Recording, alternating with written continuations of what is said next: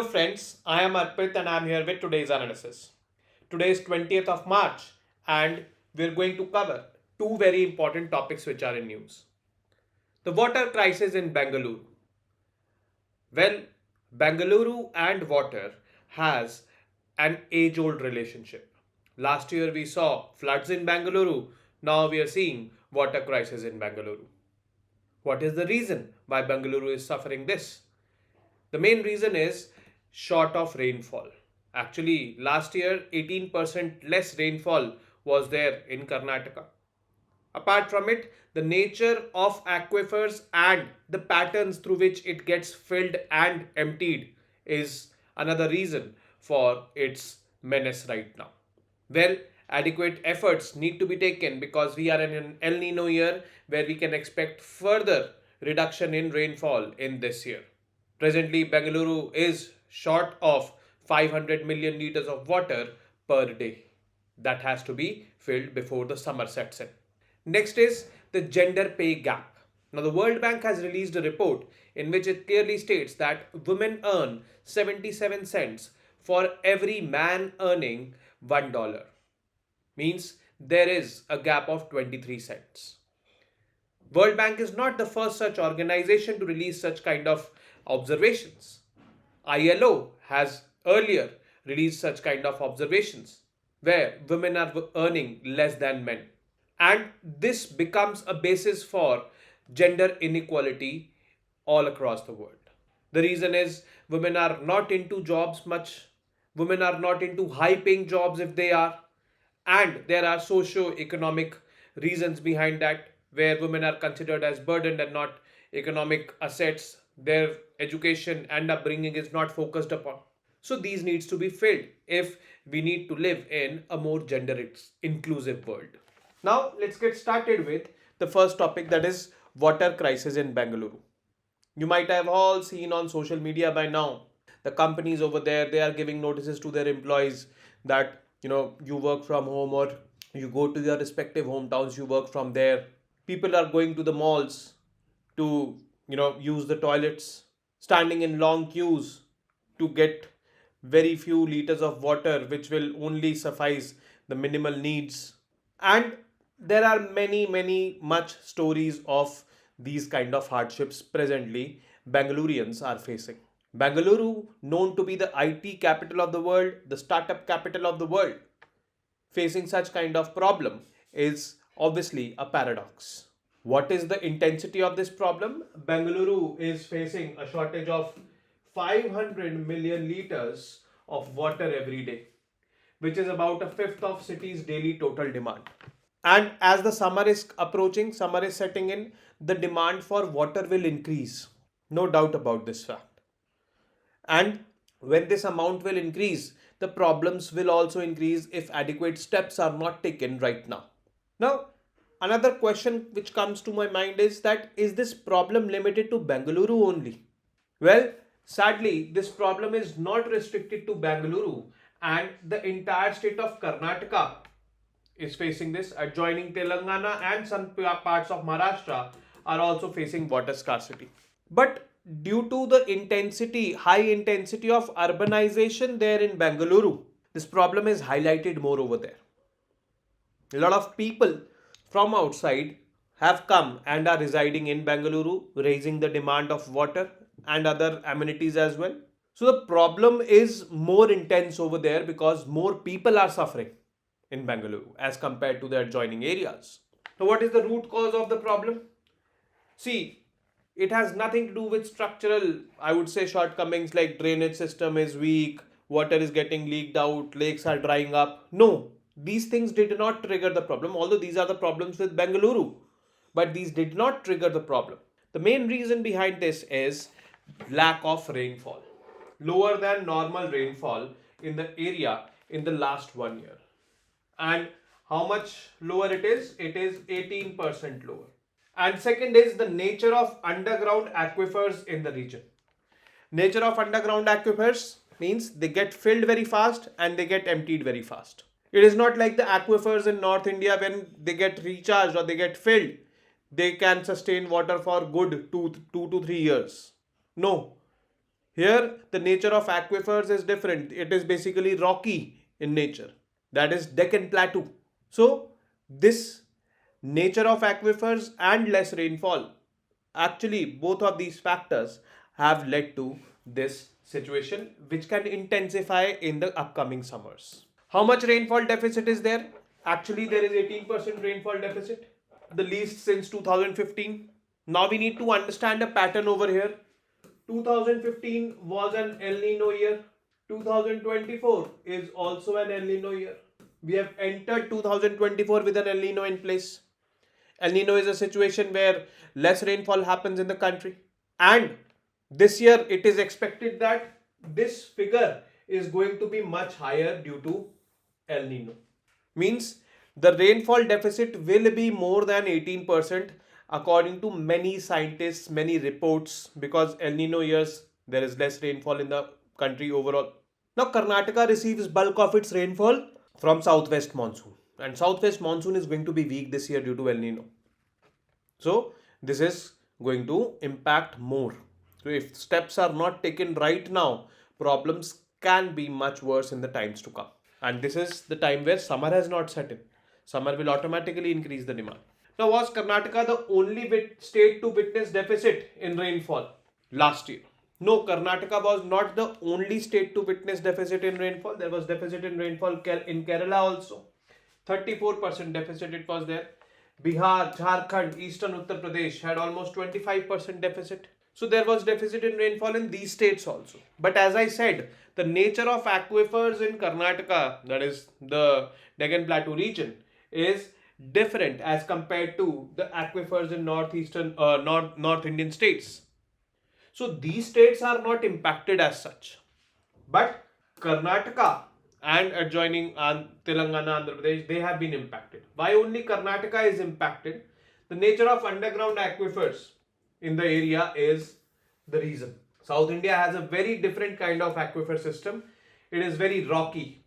The aquifers don't hold a lot of water. They empty out quickly and they also get recharged pretty quickly. This means that groundwater resources are not able to sustain for a very long time in the event of a prolonged dry spell. And prolonged dry spell is there. 18% reduced rainfall was there.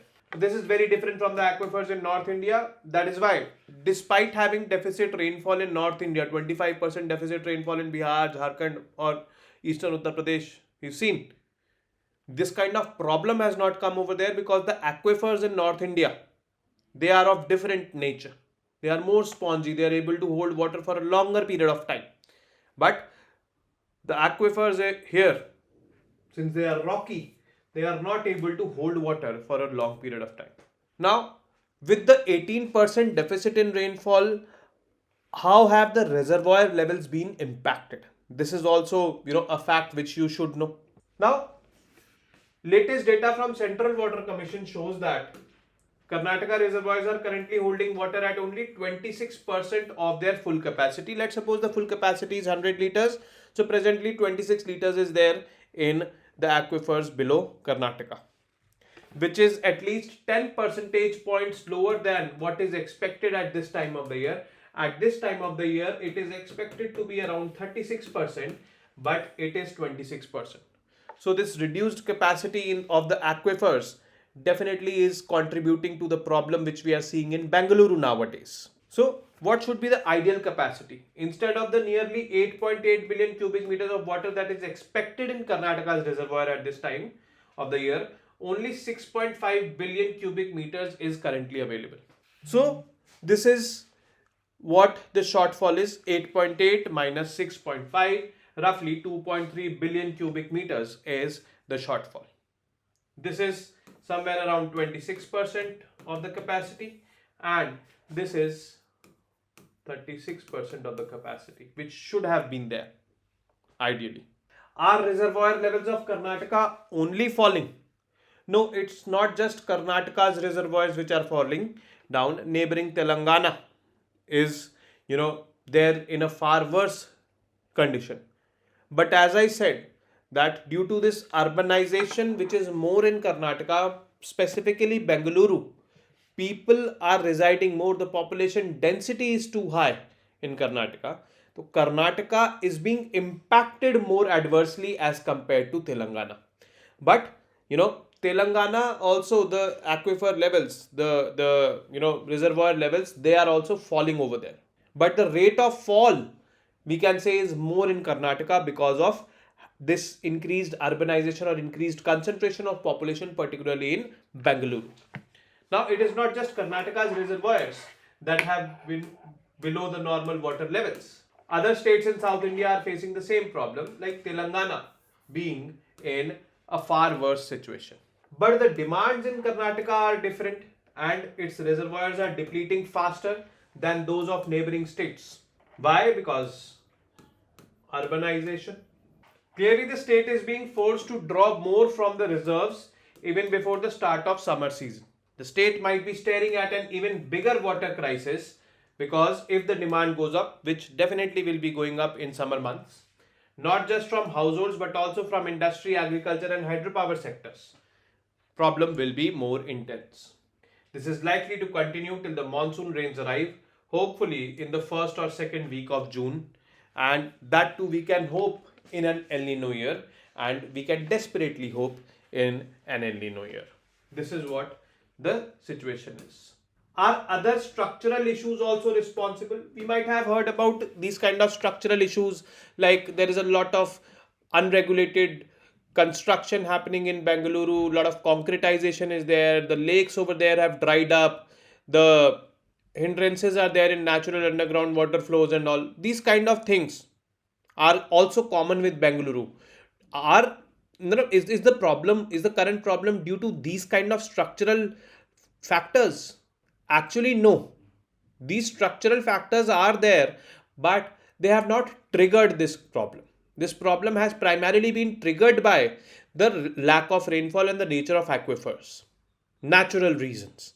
But yes, with these structural shortcomings in and near Bengaluru, problem has become more intense. Problem has been amplified, we can say.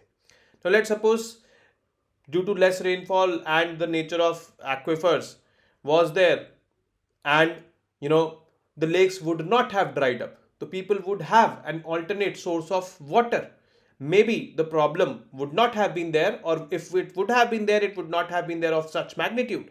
So these structural features would definitely help if they would have remained intact. But these are not the primary reasons or primary trigger for this kind of problem over there in Bengaluru. We need to understand this, that there are long-term structural issues like unregulated construction in Bengaluru, systematic destruction of lakes, hindrances of natural underground flow of water, climate change that affect the availability of water in Bengaluru.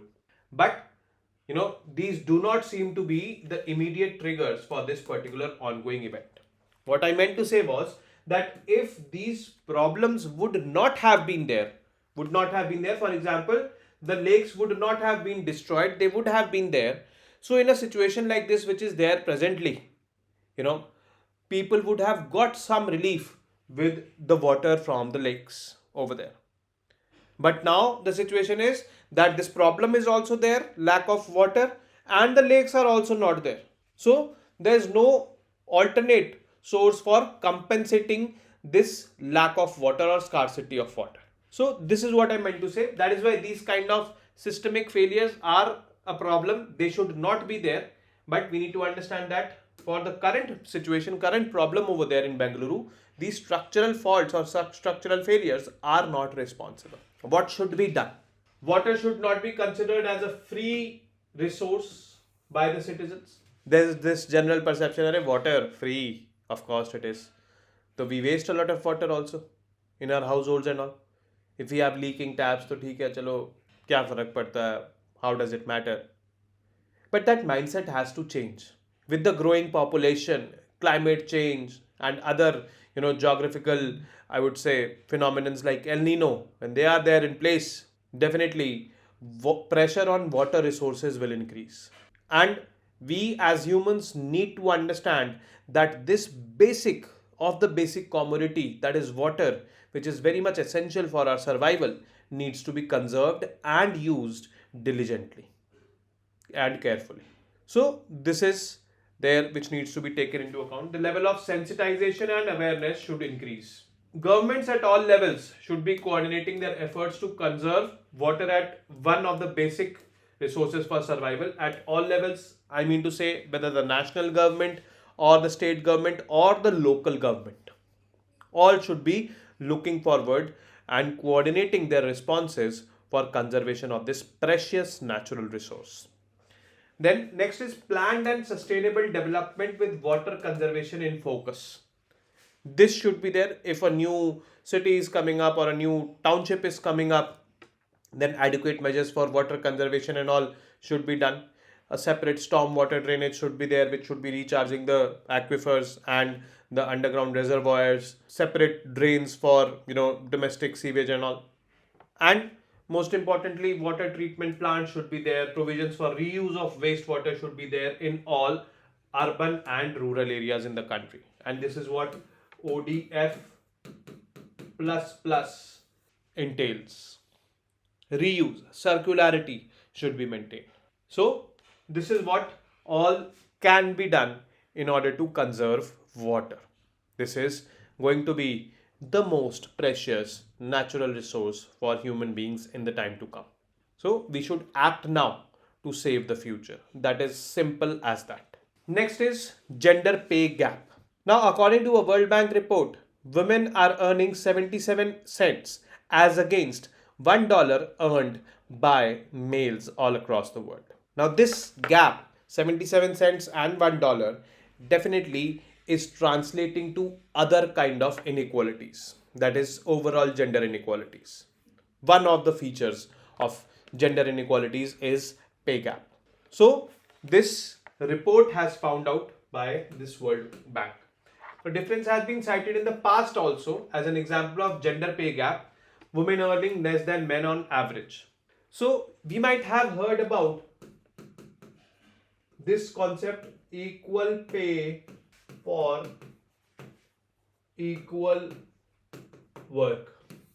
If a male and a female is doing the same work, but the male is getting paid more for that work, that is where equal pay for equal work is not coming into picture.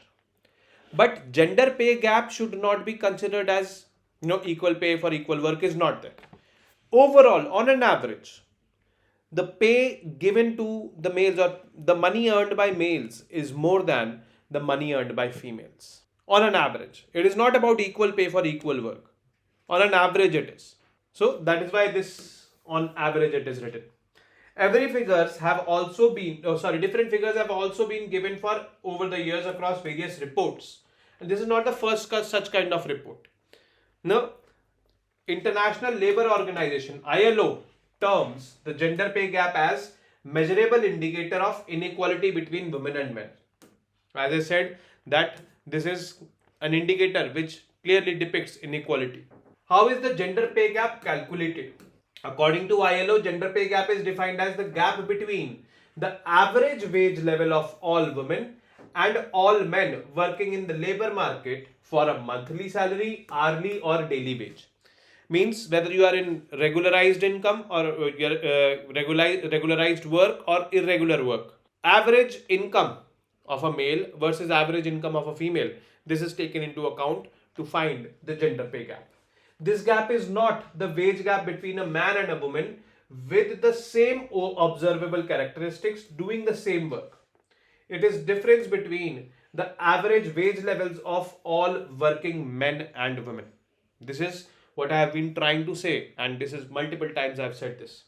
Therefore, it is distinct from the concept of equal pay for equal work, which says if women and men have the same qualifications and do the same work, they need to be paid equally. Now, what explains this gender gap? There are multiple reasons why this gender pay gap is there. The first and the simple fact is participation of women in the workforce. Less women do participate in the workforce all across the world. Women are not involved in paying jobs as much as men are owing to notions about gender roles.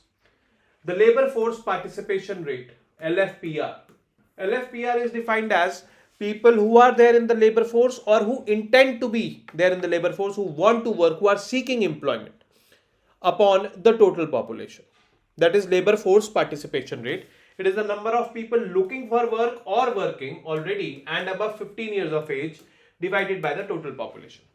Now, according to ILO, the current global labor force participation rate for women is under 47%. This simply means that less than 47% of the women all across the world are either working or willing to work. 53% are not working and not willing to work. Global women. For men, it is 72%. If I specifically talk about India, according to the 2011 census, the workforce participation rate for women is 25.51%. This is obviously less than the global average. Global average is 47%. In India, only 25.51% women are either working or want to work. This is the labor force participation rate of women. And if I talk about LFPR for male, it is 53.26%.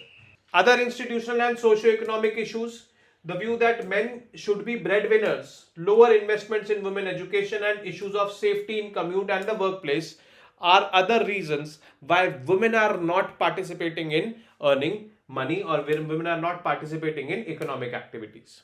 The second factor is the type of jobs women are employed in. So first of all, less number of women are wanting to work. Now when they are working, so we should also see the nature of jobs in which they are employed. Now ILO's Women in Business and Management report found that far fewer women than men are in management and leadership positions, especially at higher level. And here only at management and leadership positions, you tend to earn more. When women are managers, they tend to be more concentrated in management support functions such as HR and financial administration than in more strategic roles. This brings down the average salary of female managers compared to that of male managers. So, it is a fact. In as many as 73 countries, based on 2018 data, women outnumber men as part-time workers. So, in part-time jobs, women are more. But part-time jobs, how much insecurities are there? The levels of income are very less in part-time working. There, women are more. Women's opportunities for full-time employment may be more limited than men's, resulting in women taking part-time employment, and in part-time employment, no social security, lack of job security is there, hire and fire kind of principles are quite common. So women are more vulnerable and women are earning less. So these are the three main reasons. First, participation of women in workforce is less. This is the basic reason. Second is socio-economic reasons, where men are considered as breadwinners, and then there are other concerns like safety of women at workplace while commuting and all. And the third is the types of jobs women are employed in. That is also substandard. Those kind of jobs are not high paying jobs. And these three, I would say, reasons become the reasons for gender pay gap. And gender pay gap is an indicator which clearly highlights gender inequality, which needs to be plugged in. So not only jobs, but good quality jobs for women should be aspired. And with this, we come to an end of today's session. I will be meeting you tomorrow now with more such informative news pieces. Till then, you guys very well know what to do. Keep studying, keep reading, keep writing, and most importantly, keep revising. Namaste. Jai Hind.